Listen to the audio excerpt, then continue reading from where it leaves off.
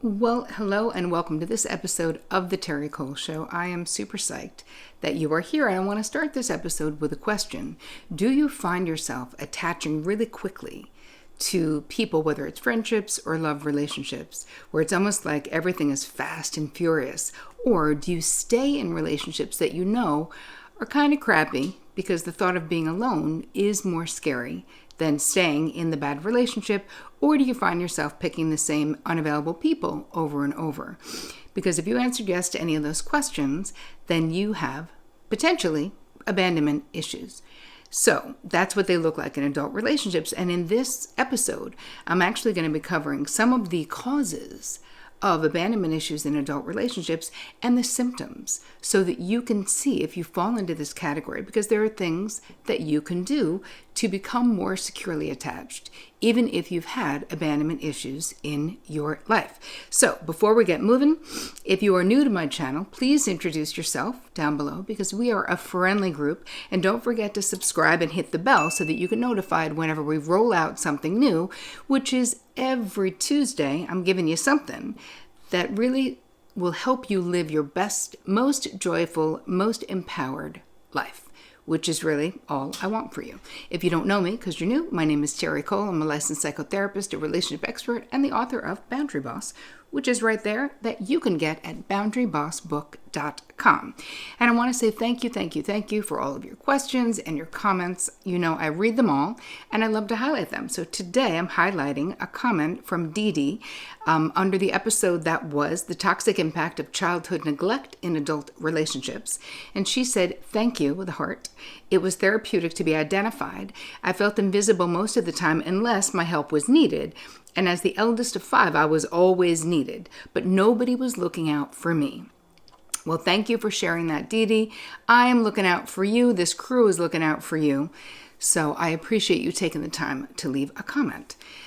All right, so let's move into today's content. Chronic fear of abandonment is really not necessarily a diagnosable, standalone, let's say, mental health disorder, right? This is considered a part of an anxiety disorder. So all of us will have some fear of abandonment. I'm not talking about regular fear of abandonment. Every once in a while, you wonder how you would, get by if your relationship ended, or you worry that your partner might be interested in someone else. Those, if they're fleeting and they're not chronic, that is a normal part of being a human being, right? But when I'm talking about fear of abandonment in a way that can really negatively impact your adult relationships, it's more of a chronic situation. So let's start with, what are the childhood experiences that can create this? Listen, loss of a parent in any way can have a profound impact and create abandonment issues. So that could be the death of a parent, but it could also be if your parents got divorced and let's say one of your parents then had a second family. There's a lot of confusion about that. A lot of times you might feel that left and sort of the second family becomes more important than you. And those are real situations. There's also emotional abandonment. And I can say in my own life that I had a very emotionally absent father. And that really impacted me in my adult life. And once I had a bunch of therapy, I was able to identify this basically an abandonment wound, a father wound, which is what it was. And I happen to be doing, this month, I'm doing workshop on father wounds, because so many of you have asked me to. So if you're interested in that, just go to terricole.com/father wound and you can sign up there. It's going to be the middle of the month. I'm super excited for that. I've been wanting to do it forever and ever. And so many of you said, please, I know you've got the mother wound thing, but I have a father wound. And really, I do too. Now, I've healed from that, obviously, from years of therapy. But the way that it impacted me in my adult relationships was that since with my father, I was always seeking to get his approval. And the things that mattered to him were accomplishments, doing well in school and being successful. So those were the things that I focused on. But it made me feel like in my relationships, I needed to earn the other person's affection or their attention. It wasn't enough to just be myself. And with my mother, I felt like it was enough. Just my mere existence was enough for her to love and adore me. And I was very close to my mother. I'm still very close to my mother. But with my father, so I always had, men were always this real mystery. To me, romantic relationships were a mystery of like, how do they actually work? Because I didn't learn. I didn't see a healthy example of that growing up. And so how it impacted me in my relationships was that I was an overfunctioner, an overgiver, and really very codependent, but also very controlling. And you're going to see when I go through the symptoms in adult relationships that you might have childhood abandonment issues, you're going to see how they show up in your life if it's resonating with you. Once I started really understanding the symptoms in adult relationships, I was like, wow, yes, all of these things. So let's talk a little bit about some of the signs and symptoms. Being an overgiver is definitely one of them. So doing more than your share, feeling like a lot of the work of the relationship itself is on you. Being a people pleaser, right? Seeking outside validation. My MO when I was younger was leaving the relationship first. So because I was afraid they would leave, unconsciously, of course, I would then end the relationship. So before they could ditch me, I would ditch them. So were they going to ditch me? I have no idea. But I thought they were, maybe somewhere. So I would ditch them. So leaving first. Being distrusting in relationships rather than being trusting until someone gives you a reason to be just distrusting. It's really being distrusting. And codependency itself is a big indication of potentially having some kind of an abandonment wound in childhood, being controlling, right? And when we think about what is codependency, codependency is an overt or covert need, desire for control. It's a bid for control. So think about it. What is codependency? Being overly invested in the feeling states, the outcomes, the decisions of the people that we care about. It's as if when that person in your life has a problem, that problem becomes your problem.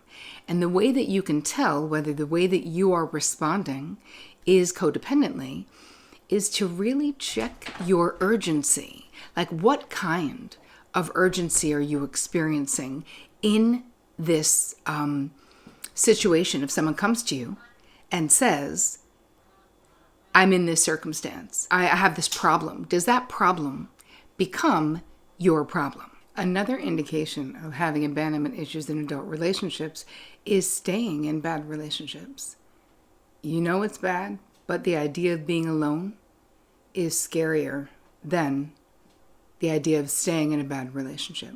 And I think we've all sort of been in that situation where you know you should get out, but for some reason you just can't. It's so hard to leave. But especially with abandonment issues, there's so much fear of being alone. So that in a way it is preferable, even though of course from a mental health standpoint it's not preferable to stay in a crappy relationship than it is to be alone, right? Because there's nothing wrong with being alone.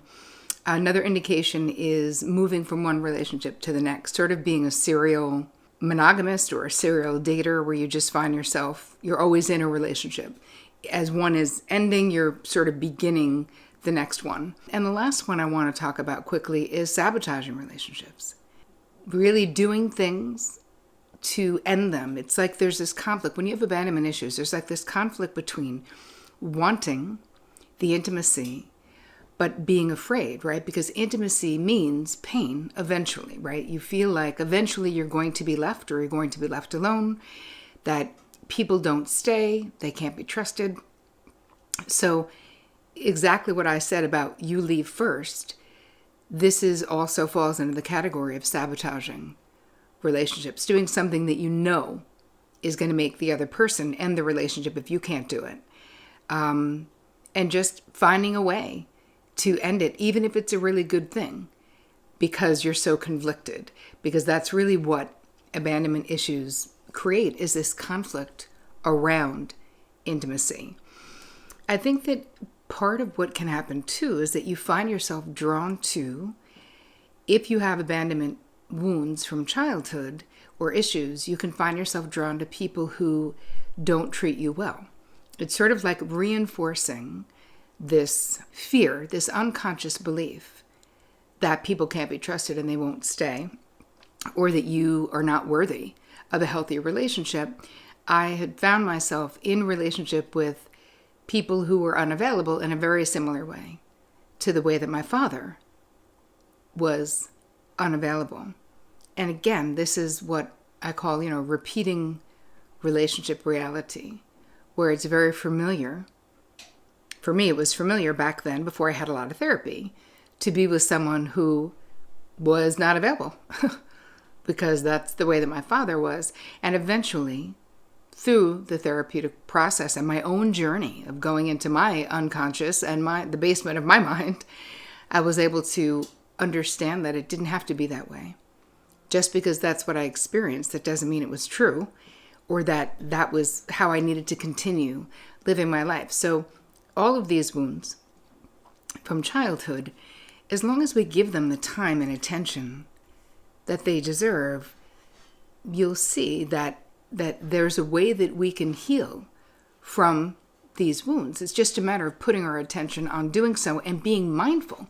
So the way that I'm giving you a guide, you can get it at terricole.com/guide to go along with this episode, where I'm going to give you 3 ways of hitting this. One is going to be, I'm calling it top of mind, which is something that's going to really raise your awareness around this process of having this wound. And then the next is going to be some questions that you can answer. This is the back to you section, so that you can really apply this to your own life. Answering these questions will help you see if you had this experience in your childhood, or if you're having the symptoms in adulthood. And then I'm going to give you a couple of go deeper journal questions if you really want to dive into this. Because really, every experience is unique. You are unique. So what happened for me is not what happened for you. But if you are suffering, and if any of those symptoms that I was talking about, if that is really resonating with you, then I really encourage you to download the guide and let's go deeper into the healing process. And if you feel like you are interested in learning more about a father wound, if you feel like you might have a father wound, I encourage you to join me in our workshop this month. Just go to terricole.com/father wound to get all the information and join us. It's going to be amazing. So I hope that this was helpful to you. You know that I read all your comments, so drop me comments. If you listen to the podcast, please share it on, in your Instagram stories or wherever. I'm always looking. I love to repost. I super appreciate you sharing the Terri Cole Show love. And as always, take care of you.